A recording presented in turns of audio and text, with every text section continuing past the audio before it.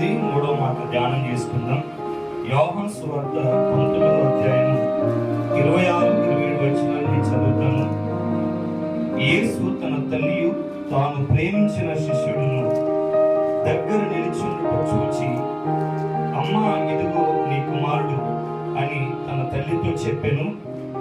తరువాత శిష్యుడిని చూచి, ఇదిగో నీ తల్లి అని చెప్పెను. ఆ గడియ నుండి ఆ శిష్యుడు ఆమెను తన ఇంట చేర్చుకొనెను అని ఇక్కడ రాయబడిన లేఖనం.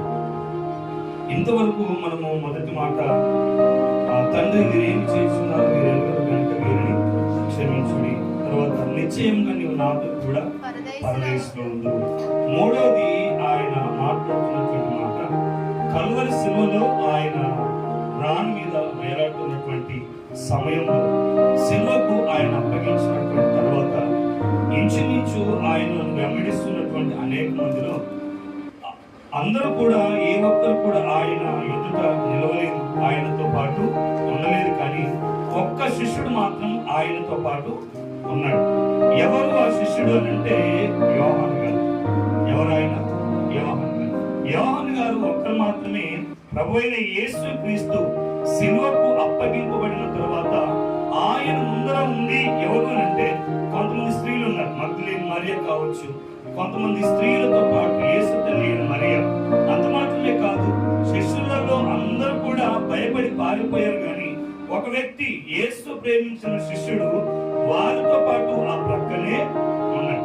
ఆయనను విడిచిపెట్టి ఆయన వెళ్ళిపోలేదు. ఈ మూడో మాట మనకు నేర్పిస్తున్నటువంటి మాట ఏంటంటే, లేదా యావత్ క్రైస్తవ ప్రపంచానికి ప్రభు అయిన యేసు క్రీస్తు వారు లేకపోతే ఒక మంచి సందేశాన్ని ఇవ్వాలనుకున్నటువంటిది ఏంటి అంటే, ఇక్కడ మనం చూడగలిగితే ఒక కుమారుడిగా తల్లి యొక్క బాధ్యతను ఆయన విస్మరించలేదు, లేదా మీరలేదు, లేదా ఆయన విడిచిపెట్టలేదు. అంటే తాను మరణిస్తున్నాడని తెలుసు, ఆయన ఇంక కొన్ని గంటల తర్వాత వెళ్ళిపోతాడని కూడా ఆయన తెలుసు. కానీ ఆయన, నేను వెళ్తాను, ఇక నా తల్లి పరిస్థితి ఏంటి, నాకు అవసరం లేదు అని ఆయన తప్పుడుగా ఆయన ఏమాత్రం కూడా ఆలోచించలేదు. ఏం ఆలోచించాడు అని అంటే, ఆయన అంత వేదనను అనుభవిస్తూ కూడా, అంత శ్రమ పడుతూ కూడా, అంత బాధను అనుభవిస్తూ కూడా ఆయన వెళ్తున్నాడని తెలిసిన సమయంలో తల్లిని నిర్లక్ష్యం చేయకుండా తల్లి యొక్క బాధ్యతను మరొకరికి అప్పగించడాన్ని మనం చూస్తా ఉన్నాం. ఏం నేర్పిస్తుంది? అక్కడ ఒక ఇద్దరు వ్యక్తులు ఉన్నారు. ఒకటి మరియం ఉన్నారు, మరొకరు యోహాను గారు ఉన్నారు, ఇంకా మిగతా స్త్రీలు ఉన్నారు. యేసు ప్రభువు వారు శిలువలో ఉండి మాట్లాడుతున్న మాట యోహాను గారు చూస్తూ, ఇదిగో ఈమె నీ తల్లి అని చెప్తా ఉన్నాడు. రెండోది మరియను చూస్తూ, ఇదిగో ఈమె నీ కుమారుడు అని చెప్తా ఉన్నాడు. మరియతో చెప్తున్న మాట ఏంటంటే, ఈ దినం నుండి ఈయన నీ కుమారుడు అని చెప్తా ఉన్నాడు. ఎట్ ది సేమ్ టైం యోహానుతో చెప్తున్న మాట ఏంటంటే, ఈ దినం నుండి ఈమె నీ యొక్క తల్లి అని చెప్తా ఉన్నాడు. ఈ రెండు మాటలు మనం బాగా అర్థం చేసుకుంటే మనకు అర్థమయ్యేటంటే, తల్లి యొక్క బాధ్యత ఏంటో ఆయన చాలా జాగ్రత్తగా చూపిస్తా ఉన్నాడు. అంటే తల్లిదండ్రుల యొక్క బాధ్యత నేటి దినాలలో ఇప్పుడు ఎక్కువ ఏమైపోయింటే, ఓల్డేజ్ హోమ్ ఎక్కువైపోయాయి, అనాథాశ్రమాలు ఎక్కువైపోయాయి, వృద్ధాశ్రమాలు ఎక్కువైపోయాయి. అంటే ఒక ఏజ్ వచ్చేసరికి పిల్లలకి తల్లిదండ్రులు ఏమైపోతున్నారంటే భారమైపోతా ఉన్నారు, బరువైపోతా ఉన్నారు కదా, బరువైపోతా ఉన్నారు. తీసుకొని పోయి ఎక్కడో అనాథాశ్రమంలో పడేస్తా ఉన్నారు. అంటే బాధ్యత అనేది యావత్ క్రైస్తవంలో, నేటి సమాజంలో లేనే లేదు. ఎంత శ్రమ అనుభవిస్తున్నప్పటికీ కూడా యేసు ప్రభువు వారు ఒక మాట చెప్తా ఉన్నాడు, తన తల్లి బాధ్యతను ఆయన చెప్పాలి, తన తల్లి బాధ్యతను ఆయన మీరలేదు, విడిచిపెట్టలేదు. అంత మాత్రమే కాదు, ఇంకొక లేఖన భాగాన్ని చదువుకుందాం. మత్తయి సువార్త 13వ అధ్యాయం 35వ వచనంలో, మత్తయి సువార్త 13వ అధ్యాయం 35వ వచనాన్ని చదివినట్లయితే ఒక మాట ఉంది, చూద్దాం ఒకసారి. మత్తయి సువార్త 13వ అధ్యాయం 35వ వచనంలో రాయబడినటువంటి మాట ఏంటంటే, ప్రవక్త చెప్పిన మాట నెరవేరునట్లు యేసు ఈ సంగతులన్నిటినీ సమూహముల వరకు బోధించెను.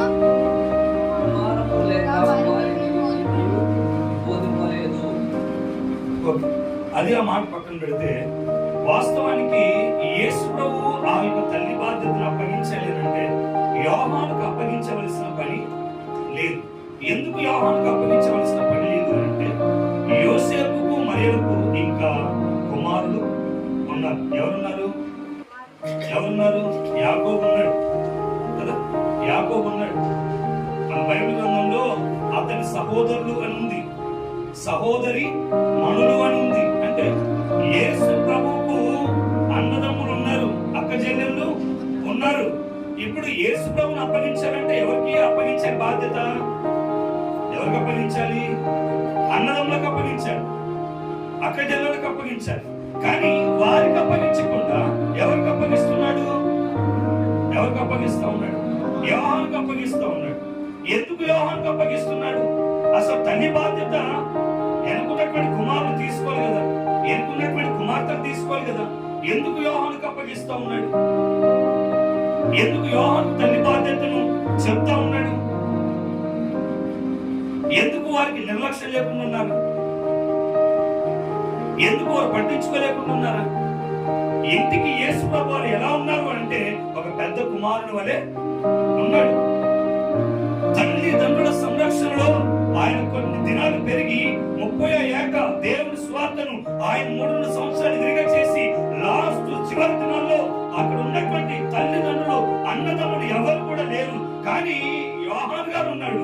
రెండోది తన తల్లి అయినటువంటి మరియ ఉన్నది. ఎవరు లేరు. అన్నదమ్ములు ఎవరు, అక్కజల్లులు ఎవరు కూడా లేరు. యోహాను గారిని చూస్తూ తల్లి యొక్క బాధ్యతను అప్పగించేశాడు. ద్వితీయోపదేశకాండంలో ఒక మాట కనుక మనం చదివినట్లయితే, ద్వితీయోపదేశకాండం 27వ అధ్యాయము, ద్వితీయోపదేశకాండం 27వ అధ్యాయము 16వ వచనంలో మనకు మోషే ధర్మశాస్త్ర ప్రకారం, తండ్రి అయిన దేవుడు ఇచ్చినటువంటి ఆజ్ఞల ప్రకారం మోషే ధర్మశాస్త్రం ఇవ్వబడినటువంటి ఆజ్ఞ ఏంటి అంటే, ద్వితీయోపదేశకాండము 27వ అధ్యాయం 16వ వచనం అన్నమాట, తన తండ్రినైనను తల్లినైనను నిర్లక్ష్యం చేయువాడు శాపగ్రస్తుడు అవును. ఏమవుతాడట? ఏం చేయకూడదు? తన తండ్రినైనను తన తల్లినైనను నిర్లక్ష్యం అంటే పట్టించుకోకపోవడం, వారి అవసరతలు తీర్చకపోవడం, వారి బాగోగులు చూడకపోవడం, వారిని పరామర్శించకపోవడం, వారి బాధ్యత ఏంటో తెలుసుకోకపోవడం. చాలా మంది చేస్తున్న మాట ఏంటంటే, నేటి దినాల్లో తండ్రిని చాలా మంది ఏం చేస్తూ ఉన్నారు? నిర్లక్ష్యం చేస్తూ ఉన్నారు, విడిచిపెట్టేసి వెళ్ళిపోతా ఉన్నారు. తండ్రి అంటే పట్టణం విధంగా బ్రతుకుతా ఉన్నారు. కానీ యేసు ప్రభువును నమ్ముకున్నటువంటి వ్యక్తిగా, యేసు ప్రభువును అంగీకరిస్తున్నటువంటి వ్యక్తిగా నీకంటూ నీ తల్లిదండ్రుల పట్ల ఒక బాధ్యత ఉండాలి. నీ తండ్రిని విడిచిపెట్టకూడదు, వారిని నిర్లక్ష్యం చేయకూడదు. కానీ చాలా మంది చేస్తున్న పని ఏంటంటే నిర్లక్ష్యం కదా. వృద్ధాప్యంలో వారిని విడిచిపెడుతున్న, అది నిర్లక్ష్యం కాదు. వృద్ధాప్యంలో వారి భాగం చూసుకోవడం, అది నిర్లక్ష్యం కాదు. వృద్ధాప్యంలో వారిని పట్టించుకోవట్లేదు, పరామర్శించట్లేదు, తిన్నవారిని కూడా అడగటం లేదు, అది నిర్లక్ష్యం కాదు. తల్లిదండ్రులను విడిచిపెట్టి వెళ్ళిపోవడం, అది నిర్లక్ష్యం కాదు. ఇక్కడ చెప్తున్న మాట, నీ తల్లిని నీవు నిర్లక్ష్యం చేయకు అని చెప్తావు. తండ్రిని చెప్పండి, ఏం చేయొద్దంటా ఉన్నాడు? నిర్లక్ష్యము చేయొద్దు. కానీ నేటి సమాజం ఏం చేస్తా ఉన్నారు? నిర్లక్ష్యం చేస్తా ఉన్నారు. ఎదిగిన తర్వాత, వారికి ఉద్యోగాలు వచ్చిన తర్వాత, వారు వివాహాలు చేసుకున్న తర్వాత, కొంచెం డబ్బు సంపాదించుకున్న తర్వాత, కొంచెం జ్ఞానం వచ్చిన తర్వాత తల్లి గుర్తుకు రాదు. చెప్పండి, తండ్రి గుర్తుకు రాడు, విడిచిపెట్టేసి వెళ్ళిపోతాడు. కనీసం వాళ్ళు పట్టించుకునే దిక్కు కూడా ఉండకుండా పోతా ఉంది నేటి సమాజం. ఒక మాట, అందుకేనేమో యేసు ప్రభువు ఒక మాట అన్నాడు. తల్లి యెషయా గ్రంథం చదువుకున్నాం ఒకసారి. యెషయా గ్రంథం 46వ అధ్యాయం 4వ వచనం చదువుదాం ఒకసారి. యెషయా గ్రంథం 46వ అధ్యాయం, ముదిమి వచ్చు వరకు నేను ఎత్తుకొని వాడును, నేనే తల వెంట్రుకలు నెరియు వరకు. ఎవరట? ముదిమి వచ్చే వరకు కూడా మనం ఎత్తుకొనగలిగిన దేవుడు యేసయ్యే. తల్లిదండ్రులు పిల్లలు ఒకవేళ నిర్లక్ష్యం చేసిన, ముదిమి వచ్చే వరకు కూడా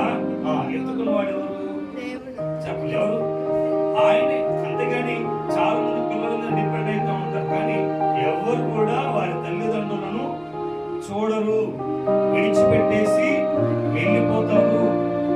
వివాహాలు కాకముందు ఉన్నటువంటి ప్రేమ ఆప్యాయతలు వేరు, వివాహాలు అయిన తర్వాత చూపించే ప్రేమ ఆప్యాయతలు వేరు. తల్లిదండ్రులకు బిడ్డల యొక్క ప్రేమ ఏమైపోతా ఉందంటే కనుమరుగైపోతా ఉంది, కరువైపోతా ఉంది కదా.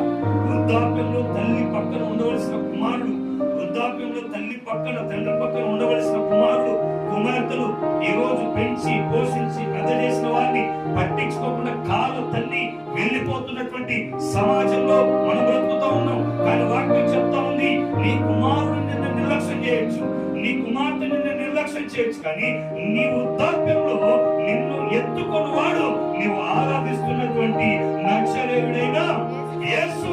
ఆయన అంటూ ఉన్నాడు, నిన్ను నేను విడువను ఎడబాయను అని చెప్తా ఉన్నాడు.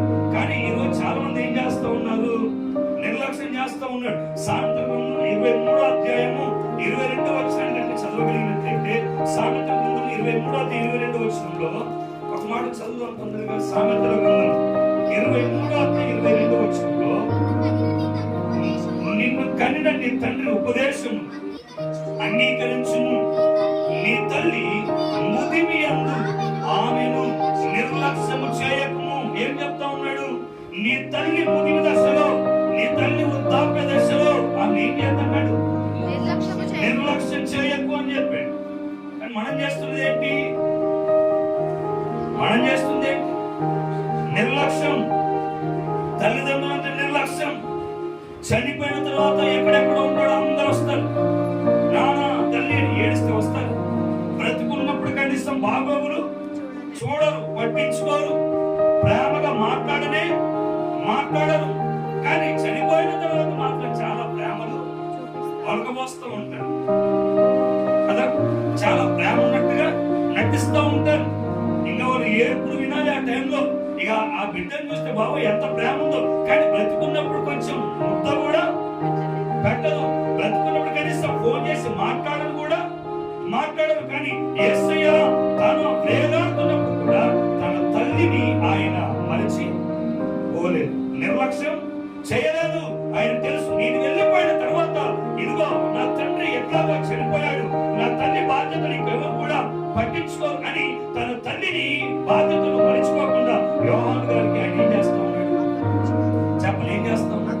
ఈ రోజు ఎవరిని అప్పగిస్తూ ఉన్నారా, అయ్యా మా తల్లిని కొంచెం చూస్తూ ఉండని, దూరం ఉండని కుమారుడని చెప్పగలుగుతాడా?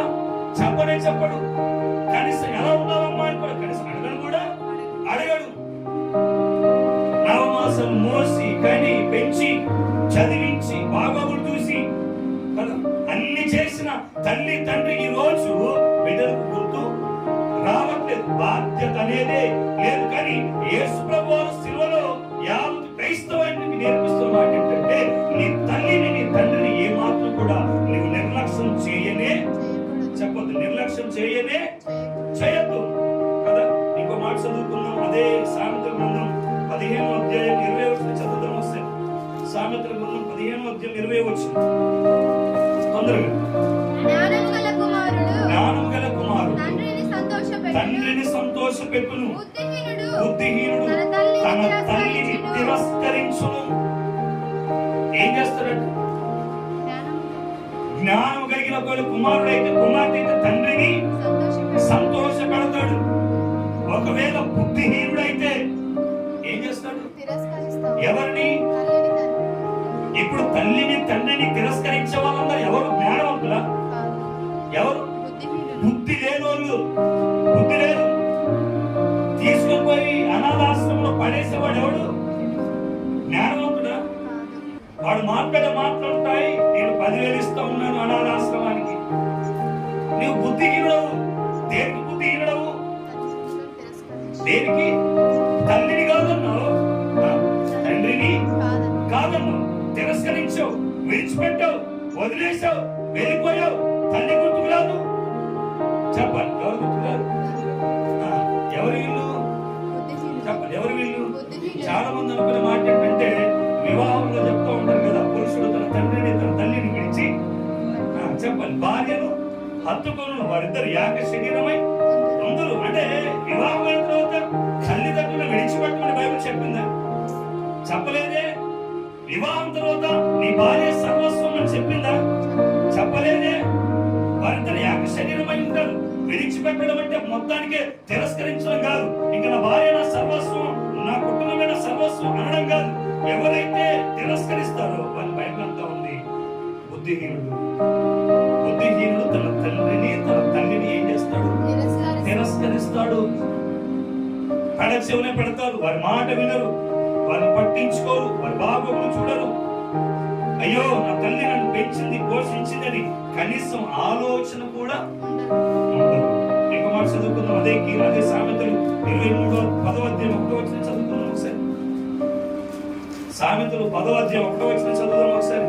జ్ఞానము గల కుమారుడు తండ్రిని సంతోషపరచును, బుద్ధి లేని కుమారుడు తన తల్లికి దుఃఖము పుట్టించును. ఎంతమంది తల్లిదండ్రులు ఏడవట్లేదు? ఎంతమంది ఏడవట్లేదు? ఇక్కడ ఉన్న మాట ఏంటిది? బుద్ధి లేని కుమారుడు ఏం చేస్తాడు? తన తల్లికి దుఃఖము పుట్టించును. నీ ద్వారా నీ తల్లి ఏడ్చింది అనంటే, నీ ద్వారా నీ తండ్రి ఏడ్చాడు అనంటే, దానికి నువ్వు కారణమయ్యావు అనంటే, దానికి నీ ప్రవర్తన కారణమయ్యింది అనంటే, నీవు దేవుణ్ణి నమ్ముకున్నా అది వ్యర్థమే. అది వాక్యానికి విరుద్ధమైనటువంటి కార్యం. ఒక కుమారుడిగా, ఒక కుమార్తెగా మన తల్లిని తండ్రిని మనం ఏం చేయాలి? సంతోష పెట్టకపోయినా పర్వాలేదు, కానీ దుఃఖ పెట్టద్దు. అదే ఇక్కడ చెప్పింది. బుద్ధి లేని వాడు తన తల్లిని దుఃఖ పెడతాడు. ఎన్నిసార్లు నీ తల్లి నీ తండ్రి నిన్ను బట్టి దుఃఖించట్లేదు? ఎన్నిసార్లు ఏడవట్లేదు? నీ తల్లి బాగుపడటానికి, నీ తల్లి దుఃఖపడటానికి కారణం ఎవరవుతా ఉన్నారు ఈరోజు? బిడ్డలు కాదా? బిడ్డలు కాదా? ఎందుకు అవుతా ఉన్నారు? మరి యేసును విడిచిపెట్టలేదే, వద్దనుకోలేదే తల్లిని. సిలువలో ఉండి కూడా బాధ్యతను మరచిపోలేదే. ఇంకో కొద్ది గంటలైతే తండ్రి యొద్దకు వెళ్ళిపోతాడు, అయినా తల్లిని పట్టించుకోకుండా లేడు, నిర్లక్ష్యం చేయలేదు. భారమైన సిలువను భరించి నొప్పుల చేత, దెబ్బల చేత ఉన్నప్పటికీ కూడా తల్లిని జ్ఞాపకం చేసుకున్నాడు. తల్లి బాధ్యత మరొకరికి అప్పగించాడు. నిర్లక్ష్యం చేయలేదు, తల్లిని దుఃఖ పెట్టలేదు, తల్లిని ఏమాత్రం కూడా బాధ పెట్టలేదు.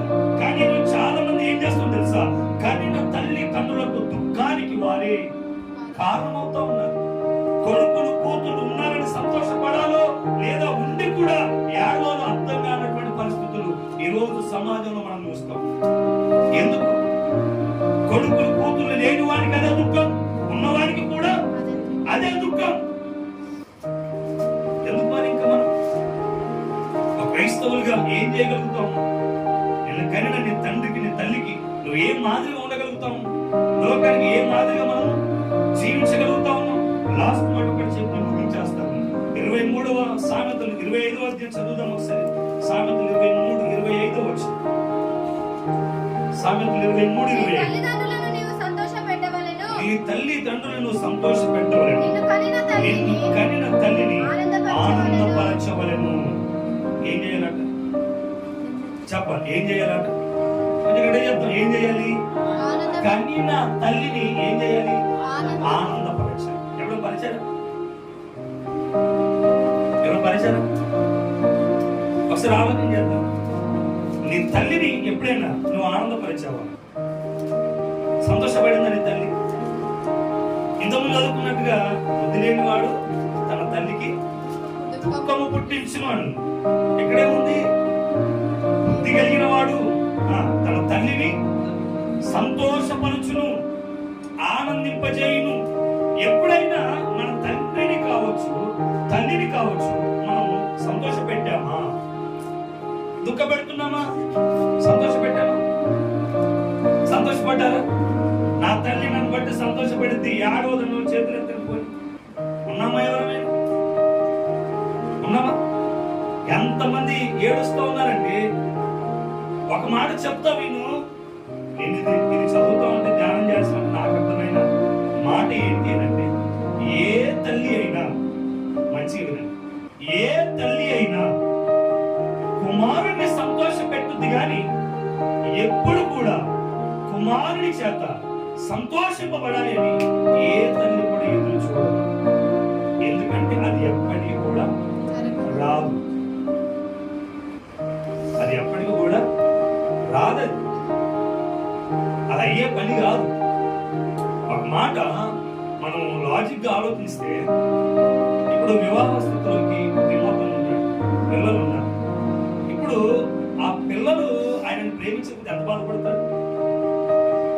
సరే, నీ పిల్లల్ని వదిలిపెట్టి ఉండగలుగుతావా? ఉండలేవు. సేమ్ అదే ప్రేమ నీ తల్లిదండ్రులకు ఉండదని నీదా? అంటే నీది ఒక ప్రేమ, వాళ్ళది ఒక ప్రేమ. సేమ్ కదా. కొద్ది నిమిషాలు నీ పిల్లలు కనబడకపోతేనే ఎక్కడికి వెళ్ళారు అడిగి మరీ వెళ్ళి చూసేసేపు నీ ప్రాణం ఆగదే. ఒకసారి ఆలోచించు, మరి నీ తల్లిదండ్రులకు ఆ ప్రేమ ఉన్నదా? నిన్ను చూసుకోవాలని ఆనందం ఉన్నదా? ఎందుకు ఉండదు? ఇక్కడ చెప్తున్న మాట అదే. నీ తల్లిని నీవు సంతోష పెట్టాలి, ఆనంద పెట్టాలి. ఎందుకు అని అంటే, నేను చిన్నప్పటి నుండి కూడా సంతోష పెట్టింది, చిన్నప్పటి నుండి కూడా నిన్ను ఆనందింపజేసింది.